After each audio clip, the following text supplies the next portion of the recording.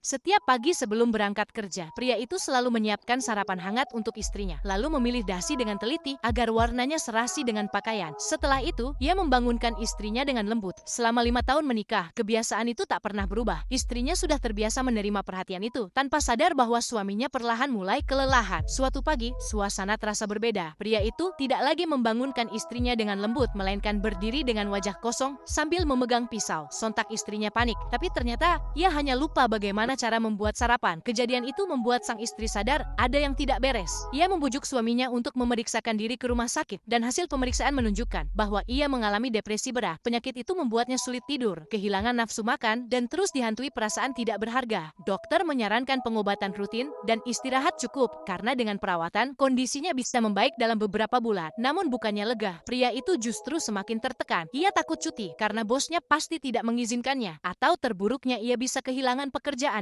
karena saat ini perusahaan sedang melakukan pengurangan karyawan besar-besaran. Sang istri mencoba memahami kondisinya dan baru menyadari bahwa tanda-tanda itu sebenarnya sudah muncul sejak lama. Penyesalan menyelimuti hatinya. Ia berusaha membantu sebisanya, memasak makanan sehat, menyiapkan suasana rumah yang tenang. Namun suaminya tetap tak menyentuh makanan dan lebih banyak diam. Ketika diminta berhenti bekerja sementara, ia menolak. Baginya, kehilangan pekerjaan berarti kehilangan harga dirinya. Suatu pagi, di perjalanan menuju kantor, tubuhnya akhirnya menyerah. Ia hampir pingsan karena lemah dan mual hebat. Dengan sisa tenaga, ia memberanikan diri berbicara pada atasannya tentang penyakitnya dan permintaan untuk beristirahat. Namun, yang ia dapat hanyalah ancaman. Jika tidak bekerja dengan baik, ia akan dipecat. Putus asa, pria itu naik ke atap gedung dan menatap ke bawah. Namun bayangan wajah istrinya membuatnya tersadar. Ia turun perlahan, pulang, dan terjatuh di sofa tanpa berkata apa-apa. Istrinya menatapnya lama, lalu memutuskan ia tak akan membiarkan suaminya terus tersesat dalam kegelapan. Dengan lembut, ia memintanya berhenti bekerja dan fokus untuk sembuh. Akhirnya, sang suami setuju dan menulis surat pengunduran diri. Namun bahkan saat itu pun, atasannya masih mempersulit meminta surat itu ditulis tangan dengan jarak huruf yang sempurna. Malam itu, pria itu menulis perlahan satu huruf demi satu huruf, menggaris setiap baris dengan penggaris. Dan untuk pertama kalinya dalam waktu lama, ia bisa tertidur dengan tenang. Keesokan harinya, istrinya menemaninya ke kantor. Baru saat itu ia melihat kereta pagi yang padat dan menyadari betapa berat perjuangan suaminya setiap hari. Air matanya menetes tanpa ia sadari. Depresi bukanlah hal yang menakutkan. Yang menakutkan adalah ketika kita tak berani bercerita atau ketika tak ada yang mau mendengarkan. Obat paling mujarab untuk penyakit itu adalah cinta. Selama ada seseorang yang mencintaimu dan tetap di sisimu, bahkan kegelapan pun akhirnya akan berubah menjadi cahaya.